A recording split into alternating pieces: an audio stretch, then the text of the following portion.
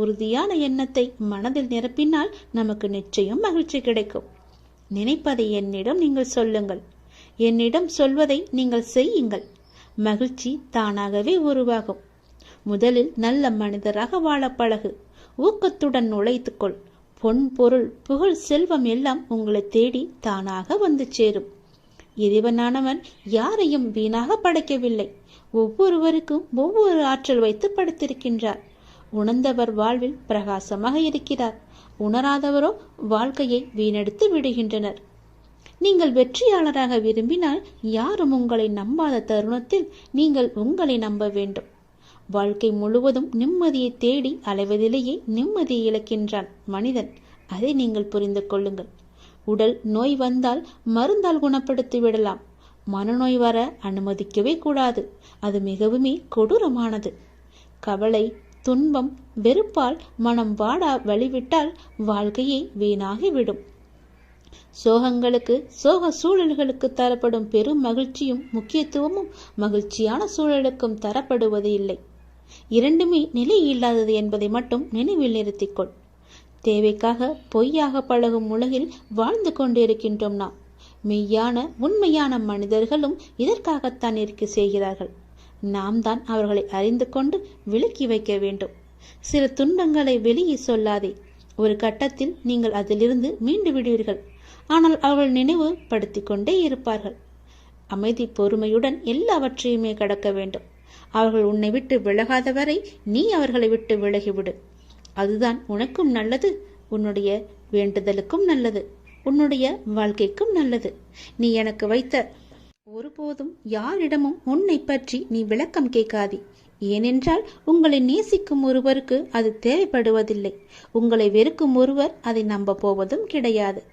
அன்பு மகனே, நீ என்று என்னை தேடி என் அருகில் வந்தாயோ அன்றே நீ வாழ்க்கையில் ஜெயித்து விட்டாய். உன்னுடைய பல வேண்டுதல்களில் ஒரு வேண்டுதலை இன்னும் சற்று நாட்களில் உனக்கு நிறைவேற்றி தரப்போகின்றேன். அந்த முதல் வேண்டுதல் பலிக்கப் போகின்றது. நிச்சயம் நடக்கும். அவசரப்படாமல் பொறுமையாக இரு. நஷ்டம் ஏற்படாத வண்ணம் நான் அதை பார்த்து சரி செய்து உன் கைகளில் ஒப்படைக்கின்றேன். உனக்கு பிடித்த வாழ்க்கை உனக்கு பிடித்த மாதிரியே வரப்போகிறது. உன் கஷ்டங்கள் எல்லாம் முடிய போகிறது. உனக்கு பிடித்த வாழ்க்கை நாளைய விடியலில் உனக்கு கிடைக்கும். நீ படும் கஷ்டங்களுக்கு முடிவு வந்துவிட்டது. விடியல் உனக்கு புது மகிழ்ச்சியை கொடுக்க போகிறது. ஒரு நாள் இந்த வாழ்க்கை எனக்கு பிடித்த மாதிரி மாறும் என்கின்ற நம்பிக்கையில் ஒரு நாள் எந்த நாள் என்று ஆச்சரியப்பட்டு காத்து கொண்டிருந்தாய் அல்லவா? அந்த நாள் வெகு தொலைவில் இல்லை, விரைவில் வரப்போகின்றது. அதை நான் உனக்கு பரிசாக தரப்போகின்றேன். அந்த பரிசோடு ஒவ்வொரு நாளையும் நீ மகிழ்ச்சியோடு கொண்டாடு. நாளைய தினம் உனக்கு ஒரு மகிழ்ச்சி காத்திருக்கிறது. உன் மகிழ்ச்சியான முகத்தை காண நான் ஆசைப்படுகிறேன். என் மீது அளவற்ற பக்தி கொண்டிருக்கின்றாய். உனக்கு தேவையான சக்தி முழுவதையுமே தந்து உனக்கான அந்த நல்ல நாளை உன்னிடம் கொண்டு வந்து சேர்க்கப் போகிறேன். வரும் வரும் நிச்சயம் வரும். வரும் வெள்ளிக்கிழமைக்குள் எனக்காக ஒரே ஒரு நாள் ஒரு விரதம் மட்டும் இரு. சரியாக கடைபிடி. அதில் தவறு ஏதும் ஏறக்கூடாது. விரதம் என்றால் உன்னை உண்ணாமல் இருக்கச் சொல்லவில்லை. எனக்காக அதிகாலையிலேயே எழுந்திருத்து எனக்காக ஒரு தீபம் ஏற்றி என்னை முழு மனதாக அந்த நாள் முழுவதும் என்னை மறக்காமல் என்னுடைய நாமத்தை உச்சரித்து கொண்டே இரு. தவறு ஏதும் ஏறக்கூடாது என்று மனதில் கவலையும் பயமும் கொண்டுள்ள என் குழந்தையே, உன்னை நான் அறிவேன். உன்னால் முடிந்த அளவிற்கு நீ முயற்சி செய். அதில் குறைகள் இருந்தாலும் நான் அதை ஏற்றுக்கொள்கிறேன். அதையே நினைத்து பயந்து கொண்டிராமல் என் நாமத்தை உச்சரித்து கொண்டிருந்தால் போதும். நிச்சயம் உன் விரதம் வெற்றியிலேயே முடியும். நான் உன்னை கைவிட்டு விட்டேன் என்று நினைத்தாய் அல்லவா? அது மிகவுமே தவறு. உன் வாழ்வில் நான் ஒவ்வொரு நல்ல மாற்றமாக செய்து கொண்டு வருகிறேன். இப்போது நீ என்ன செய்ய வேண்டும், என்ன செய்யக்கூடாது என நன்றாக புரிந்து கொண்டாய் அல்லவா? என்னை வழிபடத் தொடங்கி என்னோடு உன் மனதால் இணைந்து விட்டாய். இன்று நீ எதை நினைத்து எனக்கு முன்னால் தீபம் ஏற்றுகிறாயோ இன்னும் ஒரு மாதத்திற்குள் அது நிச்சயம் நிறைவேறும். நம்பிக்கை வெல்லும். கவலைப்படாதே. ஏன் வாழ்கின்றோம், இந்த வாழ்க்கையே வேண்டாம் என்ற எதிர்மறை எண்ணங்களோடு ஒவ்வொரு செயலையுமே நீ முடிவெடுக்காதே. இந்த வாழ்க்கை என்ற புத்தகத்தில் பல நிறையவே நல்ல நல்ல பக்கங்கள் வைத்திருக்கின்றன. அதில் நீ எந்த பக்கத்தில் இருக்கிறாய், பின்னால் என்ன வரப்போகிறது, எவ்வளவு சந்தோஷங்கள் காத்திருக்கிறது என்று அந்த பக்கத்தை பார்த்தால்தானே தெரியும். அதை நீ இன்னும் பார்க்கவே இல்லையே.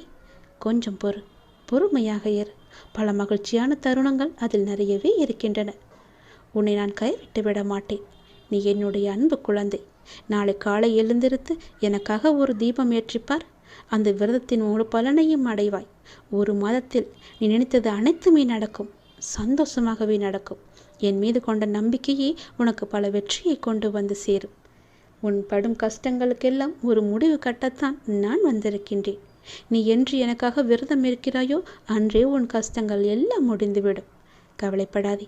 உனக்காகவே உன் அப்பா நான் காத்து கொண்டிருக்கிறேன். உனக்கு பல நல்லதுகளை செய்ய காத்து கொண்டிருக்கிறேன். இனி உன் வாழ்வில் ஒவ்வொரு நல்லதும் இனி ஒன்றன் பின் ஒன்றாக உனக்கு நடக்கும்படி நான் மாற்றி அமைக்கிறேன். நல்லது நடக்கும். உனக்கு மிகப்பெரிய வெற்றி உன்னை தேடி வர காத்து கொண்டிருக்குது தெரியுமா? நீயே ஆச்சரியப்பட்டு போகும் அளவுக்கு மிகப்பெரிய வெற்றி செய்தி உன்னை வந்து சேரப்போத. சந்தோஷமாவே நீ இருக்க போற. நீ எதை எதிர்பார்த்து காத்திருந்தாயோ அந்த நல்ல செய்தியே உனக்கு வந்து சேரும். கவலைப்படாத என் தங்கமி. ஏன் அப்படின்னு கேட்குறியா? என்னுடைய அப்பா எல்லாமே என் கூட இருக்காரு. என்னுடைய சோதனைகளை எல்லாத்தையுமே அவரே பார்த்துப்பாருன்ற நம்பிக்கையோடு எவ்வளோ துன்பம் வந்தாலும் அது தாங்கிக்கிட்டு இருக்க இல்லையா? அந்த துன்பத்தை எல்லாம் போக்குவதற்காகத்தான் உன்னுடைய அப்பா உங்ககிட்ட பேசுவதற்காக வந்திருக்காங்க. என்னை நம்பியவர்களுக்கு சோதனை அதிகமாக தான் வரும். ஆனால் அந்த சோதனை எல்லாம் தாங்கும் சக்தியை நான் கொடுப்பேன். அந்த சோதனையே அவங்களுக்கு தெரியாத அளவுக்கு அந்த சோதனையும் நானே அதை கழிச்சிடுவேன். ஆனால் அவங்களுக்கு தோல்வி என்பதே கிடையாது. என்னட்ட சரணடைஞ்சிட்டாங்கன்னா வேறு எவரிடமும் கையேந்த வேண்டிய அவசியமும் இருக்காது. என்னுடைய நாமம் முழுவதுமே உனக்குள்ள நிறைஞ்சிருக்கும் போது நீ ஏன் பயப்பட்டுக்கிட்டு இருக்க? உனக்கு யாரும் இல்லைன்னு ஏன் கலங்கிக்கிட்டு இருக்க? எதற்கு அவசரப்படுற? நீ என்னுடைய குழந்தை தானே. நீ நினச்சது உடனே நடக்கணும்னு நினைக்கிறதே பெரும் தப்பு. அதுக்கு நீ கொஞ்சம் பொறுமையாக தான் இருக்கணும். எல்லாத்துக்கும் ஒரு காரணத்தோடு தான் எல்லாத்தையுமே தள்ளி வச்சுக்கிட்டே இருக்க. நீ கேட்ட உடனே கொடுப்பதற்கு எனக்கு தெரியாதா? ஆனால் உனக்கு கொடுக்காம தள்ளிக்கிட்டே போகிறதுக்கு நிச்சயம் ஒரு காரணம் இருக்குன்னு நீ நம்பணும் இல்லையா? ஏதோ ஒரு நன்மை இருக்குது. அதனால தான் நான் கேட்டதை என்னுடைய அப்பா எனக்கு கொடுக்கல. ஏதோ ஒரு விஷயம் அதில் மறைஞ்சிருக்கு. அது எனக்கு நன்மையாக தான் இருக்கணும் அப்படின்னு நினச்சிக்கிட்டு இருந்தீங்கன்னா அதுதான் உனக்கு நல்லது. எனக்கு கொடுக்கவே இல்லையே. நான் எத்தனை முறை கேட்டுக்கிட்டே இருக்கேன். பல வருஷமாக கேட்டும் எனக்கு என்னுடைய அப்பா கொடுக்காம தள்ளி போட்டுக்கிட்டே இருக்காரே, அதை கண்ணில் கூட காமிக்க மாட்டேங்கிறாரே என்ற அவன் நம்பிக்கை தான் உன் மனசில் அதிகமாக வந்துக்கிட்டு இருக்கு. நான் சொல்வதை புரிஞ்சுக்கோ. உனக்கு நிச்சயம் புரியும். அப்படி புரியும்போது நான் உனக்கு நல்லது தான் செஞ்சுருக்கேன்னு உனக்கே தெரிய வரும். உனக்கு எந்த நேரத்தில் என்ன தரணும்னு எனக்கு மட்டும்தான் தெரியும். அவசரப்படாத, பொறுமையாயிரு, நம்பிக்கையை விட்டு விடாத. உனக்கு எது நன்மையோ அதை நிச்சயம் கொடுப்பேன். அப்படி நீ கேட்டும் கொடுக்கலனா அதில் ஏதோ ஒரு தவறு இருக்குன்னு நினச்சிக்கோ. எதற்கும் அவசரப்பட்டு எல்லா காரியத்தையுமே நீ வீணடிச்சிடாத. எத்தனையோ இடையூறுகளை எல்லாம் தாண்டி வந்துட்ட. இப்படி தாண்டி வந்து தான் நீ என்னை இப்போது வணங்கிக்கிட்டு இருக்க. உன்னுடைய வாழ்க்கையில் பல சோகங்கள் உன்னை சூழ்ந்து இருந்தாலும் என்னை பிரார்த்திப்பதில் தான் நீ மகிழ்ந்து போயிருக்க. என்னை வணங்கும் போது தான் உன்னுடைய மனசில் நேர்மறை அதிகமாகவே வந்திருக்கு. அப்படி நேர்மறை அதிகமாக வந்துருச்சுன்னா உன்னுடைய வாழ்க்கையில் மகிழ்ச்சி தானாக வந்துடும் இல்லையா? நீ என்னை வணங்கும் போது எத்தனையோ மகிழ்ச்சியான விஷயத்தை எல்லாம் நீ பார்த்துருப்ப, அனுபவிச்சிருப்ப. நானே அதை உனக்கு தந்தும் இருப்பேன். அப்படி தானே? கவலைப்படாத. யாருடைய மனசை சரி செய்தால் உன்னுடைய வாழ்க்கை நன்றாக இருக்குன்னு நினச்சிக்கிட்டு இருக்க இல்லையோ, அதை அப்படியே நான் உனக்கு தருவேன். அவங்களுடைய மனசை சரி செஞ்சு உன்னிட்ட பேச வைப்பேன். உன்னை தேடி நான் வர வைப்பேன். உன்னை விட்டு போன உறவு உன்னை தேடி நிச்சயம் வரும். நீ அவசரப்பட்டு அவங்கள்ட்ட பேசுகிற, இவங்களை நான் சமாதானத்துக்கு அழைச்சிட்டு போகிறேன்னு அழைச்சிட்டுலாம் போயிடாத. அவங்க மனசை நான் சரி செஞ்சுக்கிட்டு இருக்கேன். நிச்சயம் அது சரியாகும். ஒரு நேரம் வரும். அந்த நேரம் வருமாற நீ காத்திருந்து தான் ஆகணும். அப்படி அந்த நேரத்துக்காக என்னால் காத்திருக்க முடியாது, உங்கள் பேச்சை நான் கேட்க மாட்டேன், மீறி தான் நான் போவேன்னு சொன்னால் அதுக்கு நானும் பொறுப்பாக முடியாது என் தங்கமே. நான் சொல்வதை புரிஞ்சுக்கோ. கொஞ்சம் நீ பொறுமையாரு, அவசரப்படாத. உன் வாழ்க்கையில் எது நல்லதுன்னு நினைக்கிறியோ அதை நானே உனக்கு கொடுக்குறேன்.